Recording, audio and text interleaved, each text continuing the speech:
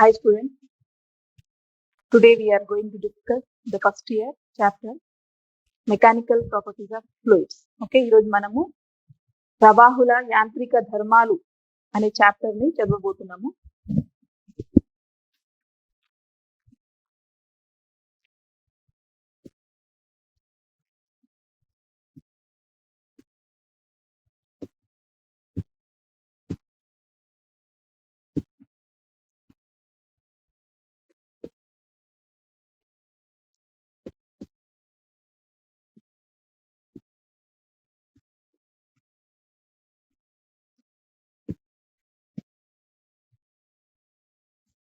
Okay. As we know, matter is of three states, that is solid, liquid and gas. Okay. ఒక పదార్థం మూడు స్థితులను కలిగి ఉంటుంది. సాలిడ్ అంటే ఘన స్థితి, మూడు స్థితులను కలిగి ఉంటుంది. ఘన స్థితి, లిక్విడ్ ద్రవ స్థితి, గ్యాస్. గ్యాసెస్ స్టేట్మెంట్ వాయు స్థితి. ఆల్రెడీ మీరు ప్రీవియస్ చాప్టర్ లో మెకానికల్ ప్రాపర్టీస్ ఆఫ్ సాలిడ్ చూసారు. అంటే ఏం చేసాం మనము, ఒక ఘన పదార్థం మీద బాహ్య బలాన్ని అనువర్తిస్తే దాంట్లో వచ్చే మార్పులను తెలుసుకున్నాము. when we applied the force on a solid body, the changes occur in the solid body we discussed in the previous chapter. Here the remaining are what? Liquid and gas. But here the word is fluid. Means what is fluid actually? ప్రవాహి అంటే ఏమిటి? ప్రవాహి అంటే ప్రవహించేది. Fluid means which flow. Fluid means which flow.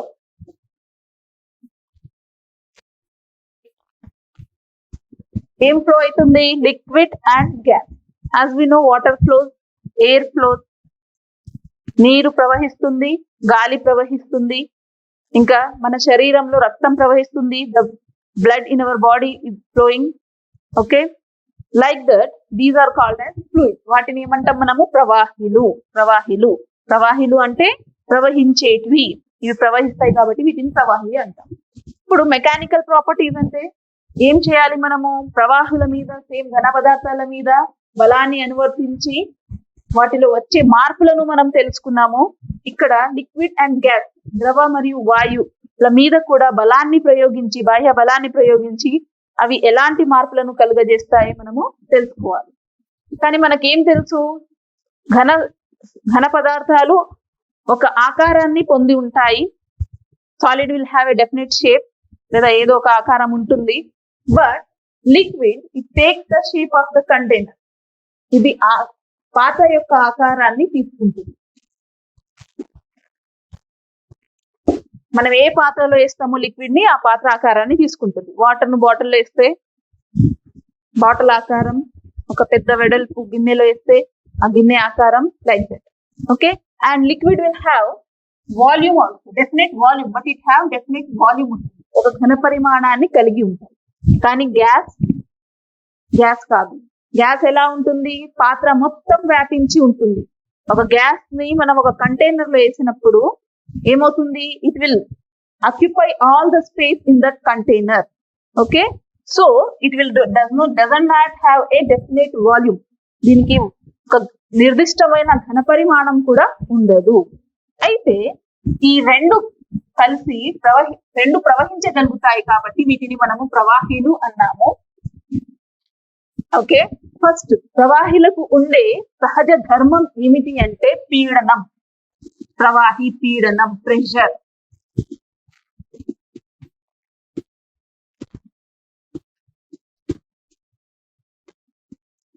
మనము వాతావరణ పీడనం న్యూస్లలో వింటాం.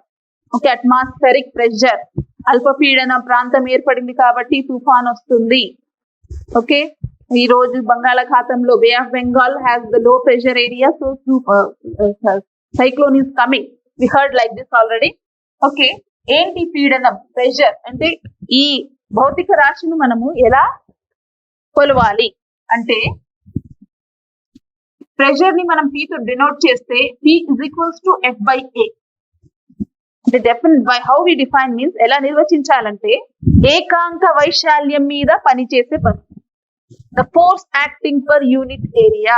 The force acting per unit area. What is F here? Here F is force and A is area. Force acting per unit area. Okay. Now what will be the units for this? As we know, the SI units of force is Newton, and for area it is meter square. So Newton per meter square are the unit of pressure.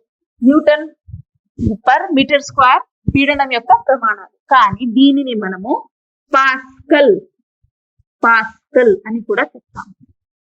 Pascal ఏంటి? శాస్త్రవేత్త పేరు. ఇదేంటి? ఇది శాస్త్రవేత్త పేరు. Okay. కానీ general గా ఇప్పుడు బ్లడ్ ప్రెషర్, రక్త పీడనం ఎలా కొలుస్తారు? నార్మల్ రక్త పీడనం ఎంత మీ అందరికి తెలుసు, 120/80. పక్కన ఏమొస్తుంది? Millimetre of HG. ఏ పరికరాన్ని వాడుతున్నాము రక్త పీడనం కొలవడానికి? స్ఫిగ్నోమానోమీటర్. ఓకే. అయితే ఇంకా ఇతర ప్రమాణాలు కూడా ఉన్నాయి. SI ప్రమాణాలు ఏంటి? పాస్కల్. ఓకే. నెక్స్ట్ ప్రవాహంలోకి ఉండే మరొకటి ఏంటి అంటే సాంద్రత, density.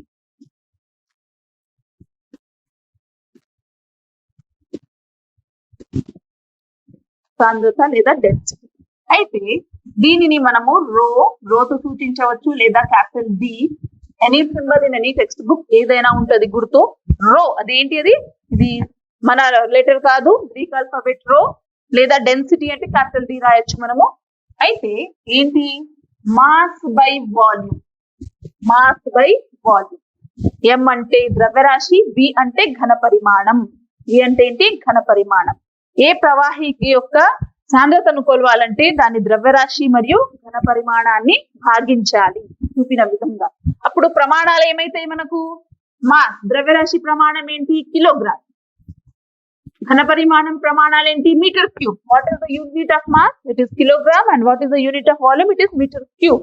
So kg per meter cube is the unit of density. What is the unit? kg per meter cube. Okay, volume tells me length into breadth into height, meter into meter. So what we are getting? Meter cube. Okay, like that. Now dimensional formula, మితి formula కూడా రాయాలి మనము.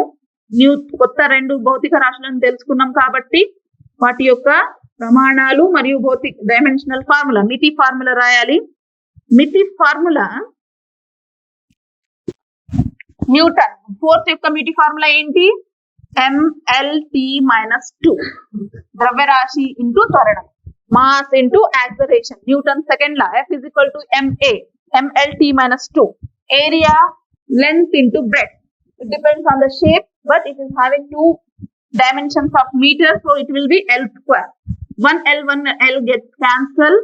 So what will be getting the dimensional formula of pressure? mL-1 T-2.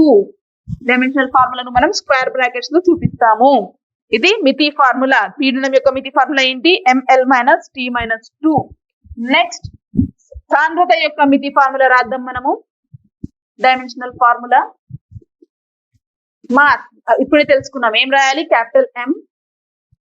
Next ఘన పరిమాణం L3. So mL power -3. Here the dimension of mass is 1, dimension of length is -3. మితి ఏంటి? ద్రవ్యరాశి మితి 1, పొడవు మితి -3. ఈ ఘాతాన్ని మనం ఏమంటాం? మితి. Dimension, the power we called it as dimension. Okay, these are the dimensional formulae and units of pressure and density. Okay, next ఇంతకు ముందు చెప్పినట్లు రక్త పీడనాన్ని కొలవడానికి స్ఫిగ్నోమానోమీటర్ వాడుతున్నాము. వాతావరణ పీడనాన్ని కొలవడానికి ఉపయోగించే పరికరం ఏంటి? మీరు ఆల్రెడీ చిన్న క్లాసెస్ లో తెలుసుకొని ఉంటారు. వాతావరణ పీడనాన్ని కొలవడానికి ఉపయోగించే పరికరం బారోమీటర్.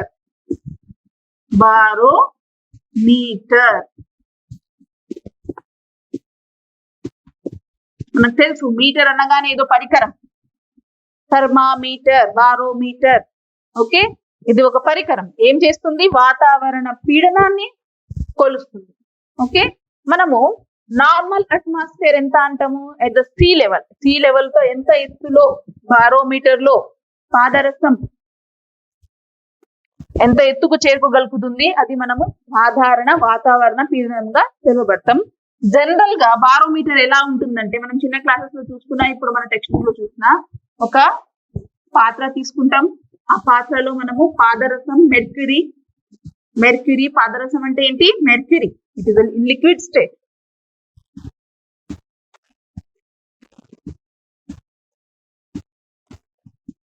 ఓకే, నింపుతాము. దీని మీద ఒక పొడవైన గాజు గొట్టం, దీంట్లో కూడా మనము పాదరసాన్ని నింపి పెడతాము. అయితే మూసిన చివర పైన ఉన్నది, తెరిచిన చివర కింద ఉన్నది. ఇప్పుడు మెర్క్యూరీని కొంచెం జిగ్జాగ్ ఇట్లా, వాటర్ అంటే మనం చుక్కలు చుక్కలు చూపిస్తాం, కానీ మెర్క్యూరీ ఇలా చూపిస్తున్నా నేను. ఓకే, ఈ మెర్క్యూరీ ఈ గాజు గొట్టంలో ఎంత ఎత్తు వరకు చేరుకోగలుగుతుందో ఆ ఎత్తును మనం లెక్కిస్తే, సాధారణ వాతావరణ పీడనం ఉన్నప్పుడు ఈ పాదరసం చేరుకున్న ఎత్తు ఎంత అంటే 76 సెంటీమీటర్ ఆఫ్ HG అంటాం. This is one of the unit we are taking. Okay, millimetres లో రాయాలంటే మనకు తెలుసు 1 సెంటీమీటర్ లో ఎన్ని మిల్లీమీటర్స్ ఉంటాయి? 10 మిల్లీమీటర్. కాబట్టి దీన్ని మనం ఎలా రాసుకోవచ్చు? 760 మిల్లీమీటర్స్ ఆఫ్ HG. ఇంతకు ముందు చెప్పాను నేను, రక్త పీడనం కొలవడానికి మిల్లీమీటర్ ఆఫ్ HG వాడినమని. Okay, like that here. మరి దీన్ని ఎత్తు నుండి మనం పీడనాన్ని ఎలా లెక్కిస్తాం అనేది నెక్స్ట్ చెప్తాను నేను. ఇప్పుడు బారోమీటర్ లో ఏం తెలుసుకుంటున్నాం మనము? బారోమీటర్ లో ఈ పరికరాన్ని తీసుకొని ఎంత ఎత్తు వరకు పాదరసం ఈ గొట్టంలో ఎంత ఎత్తుకు చేరుకున్నదో ఆ ఎత్తును తెలుసుకుంటే మనం సాధారణ వాతావరణ పీడనాన్ని లెక్కించబడుతున్నాము. Okay, what we are doing here, we are taking a mercury in a container and open narrow tube is there, and how much the mercury rises here, that height we are calculating. At normal atmospheric pressure, how much will be the height? H is equals to 76 centimeter of Hg. That is, Hg is nothing but mercury. Or in millimeters, what we are saying is this is 760 millimeter of Hg. Okay, like that. This is barometer. It is used to measure atmospheric pressure. Okay, atmospheric pressure. Next, one more device is there, or we can say one more pressure is there, that is gauge pressure. Normal pressure and atmospheric pressure, and one more is gauge pressure. Okay, what is the gauge pressure means? Suppose in a liquid, in water, we immersed a body. Okay, this is the point A and this is the point B. Okay, and here at point A the pressure will be P1, at point B the pressure will be P2. Now this difference in pressure is called as gauge pressure. This difference in pressure is called as gauge pressure. ఆ gauge pressure ని కొలవడానికి మనము వాడే పరికరం పేరు manometer. ఏం పరికరం అది? మానోమీటర్. తెలుగులో కూడా మనము మానోమీటరే అంటాము. స్పిగ్నో మానోమీటర్ చెప్పాం కదా, బ్లడ్ ప్రెషర్ కి ఏంటి? Sphygmomanometer. ఇక్కడ open tube, it is different. It is for you measuring the pressure outside. So blood pressure, that is blood అనేది మన బాడీలో ప్రవహిస్తుంది కాబట్టి అక్కడ sphygmomanometer. But here which device we are using to measure the gauge pressure? Manometer. Okay, ఇది మనము ఎలా ఉన్నది అనేది మీరు టెక్స్ట్ బుక్ లో చూడవచ్చు. ఓపెన్ ట్యూబ్ మానోమీటర్ అనేది బొమ్మ ఉన్నది. ఓకే, నెక్స్ట్ ఇంకా కొన్ని యూనిట్స్ ఏంటి అనేది చెప్తున్నా నేను. Atmospheric pressure 1 atm is one more unit. 1 bar, BAR bar, is the other unit of pressure. Okay, atm and bar. Okay, and one more is what it is? Centimeter of Hg. 1 atmospheric means how much this is? 1.013 into 10 to the power of 5 Pascal. Actual unit is Pascal. In that, what is the value of the 1 atmospheric? How much is the pressure for 1 atmosphere? It is 1.013 into 10 to the power of 5. 10 to the power of 5 means 1 lakh Pascal. Next, 1 bar is 10 to the power of 5 Pascal. And one more is the torr, T-O-R-R, torr. 1 torr is 133 Pascal.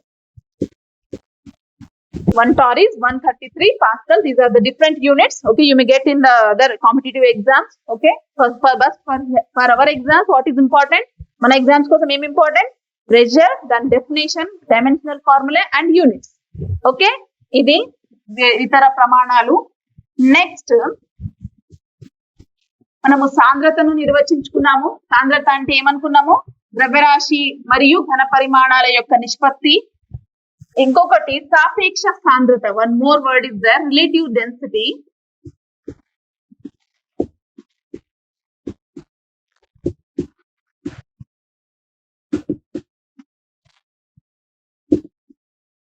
Relative, సాపేక్ష మనకు తెలుసు.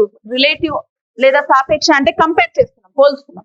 Okay, ఇక్కడ ఒక వస్తువు యొక్క సాంద్రత మరియు ఆ వస్తువు సాంద్రత గాలిలో మరియు ఆ వస్తువును నీటిలో పెట్టినప్పుడు కొలిచిన సాంద్రత, ఈ రెండింటి మధ్య నిష్పత్తిని మనం ఏమంటున్నాము?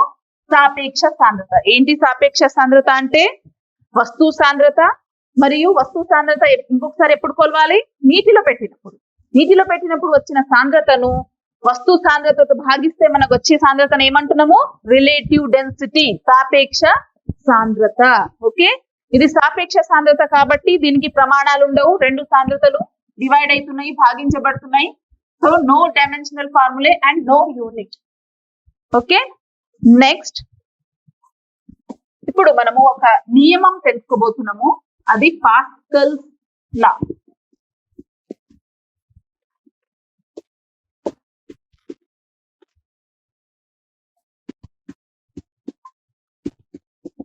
పాస్కల్ అని ఇంతకు ముందే మీరు విన్నారు. ఏంటి pascal?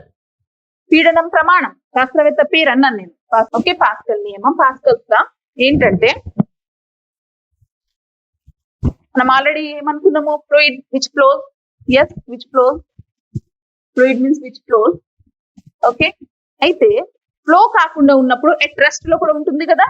When the fluid is at rest, the fluid is at rest, okay, then what is happening?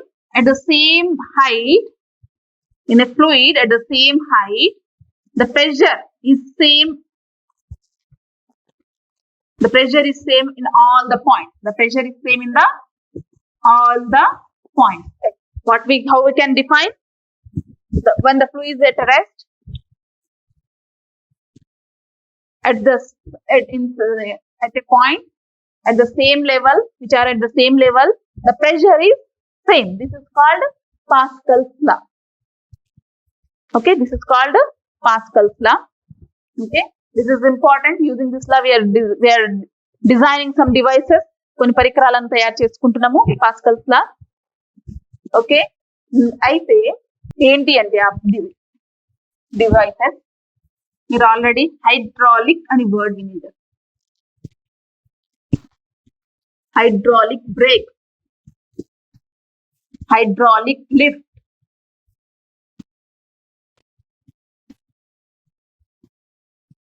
Hydraulic machines అంటారు. ఇప్పుడు వెహికల్స్ లో కొత్త కార్స్ ఏమొస్తున్నాయి? Hydraulic brake, hydraulic lift. ఎక్కడ?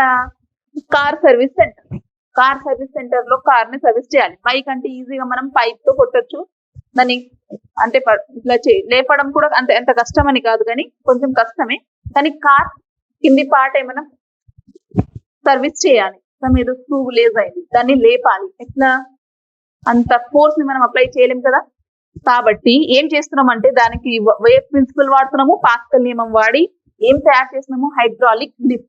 ఎలా ఉంటుందంటే అక్కడ హైడ్రాలిక్ లిఫ్ట్, ఇక్కడ మనము ఒక ద్రవాన్ని తీసుకొని ఇలా ఈ షేప్ ఆఫ్ దాని మీద ఇక్కడ ఒక బేస్, ఈ బేస్ మీద ఇక్కడ కార్ ఉంటుంది. ఓకే, ఇక్కడ ఒక పిస్టన్. పిస్టన్ అంటే మీకు తెలుసు, సైకిల్ దగ్గర ఉంటుంది కదా. ఇక్కడ మొత్తం ద్రవం, ఇదంతా ద్రవం. ఇప్పుడు పాస్కల్ లా ఉపయోగించి మనము when we are inserting some pressure the pressure distributes equally all through the liquid. ఏమవుతుంది త్రూ లిక్విడ్ లో మొత్తం ప్రెషర్ ఏమవుతుంది ఈక్వల్లీ డిస్ట్రిబ్యూట్ అవుతుంది. కాబట్టి ఇక్కడ మనము అప్లై చేసిన ఫోర్స్ ఇక్కడ వెళ్ళి ఏం చేస్తుంది, కార్ ని పైకి లిఫ్ట్ చేస్తుంది. Okay, like that this is the Pascal law. ఇప్పుడు ఇది కాకుండా సింపుల్ గా డైలీ మనం టూత్ పేస్ట్ వాడతాం కదా, మార్నింగ్ పొద్దునగానే ఏం చేస్తున్నాం మనము, కింద ప్రెస్ చేస్తే పేస్ట్ ఎక్కడ వస్తుంది, పైకి. ఓకే, అది ఏమవుతుంది, మనము అక్కడ అప్లై చేసిన force it is distributed equally and paste comes out from the front side. Okay, like that hydraulic brakes and hydraulic lift are devised using the Pascal's law.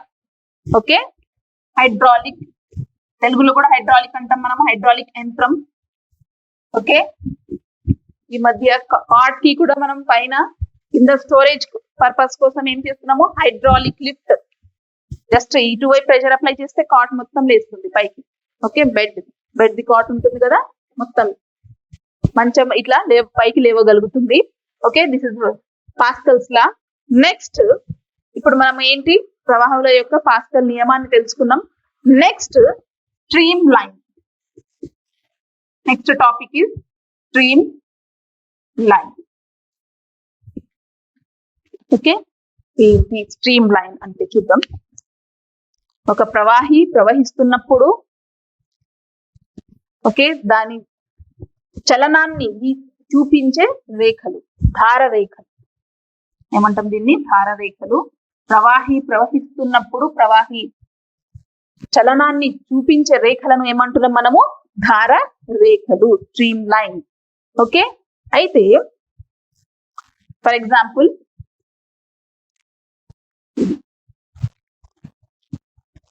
Water, ఏదో ఒక ట్యూబ్ ఉంది అనుకుందాం, ఒక పైప్ లో water flow అవుతుంది, pipe ఈ size లో ఉంది. అప్పుడు ఇది ఒక లేయర్, ఇది ఒక రేఖ, ఇది ఒక రేఖ, కింద ఇది ఒక రేఖ. ఆరో మార్క్ అనేది మనకు తెలుసు, డైరెక్షన్ ని చూపిస్తుంది. ఓకే, ఇక్కడ మనం ఏమనుకుందాం, ఈ పైప్ ఇక్కడ వస్తున్న పీడనం, దీని వేగం v1 అనుకుందాం, వైశాల్యం a1 అనుకుందాం. బయటికి వస్తున్నప్పుడు a2 అనుకుందాం, v2 అనుకుందాం. ఒకే ప్రవాహి ప్రవహిస్తుంది కాబట్టి దాని సాంద్రత ఏముంటుంది, రో. సాంద్రతను మనం ఇక్కడ ఏం చూపిస్తున్నాము, రో. అయితే చివర నుండి ఆ చివరకు పోయేంత వరకు ప్రవాహి యొక్క ప్రవాహి రేటు ఏమవుతుంది, రో v1 a1 delta t in time delta t. తక్కువ కాలంలో అక్కడ రో v2 a2 డెల్టా t. రో డెల్టా t క్యాన్సల్ అయితే ఏమొస్తుంది మనకు, v1 a1 is equals to v2 a2. దీన్ని మనం ఎలా రాసుకోవచ్చు, a into v is equals to constant. ఎలా రాసుకోవచ్చు, a into v is equals to constant.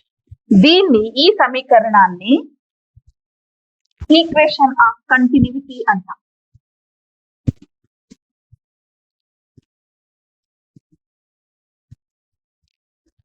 సాంతత్య సమీకరణం.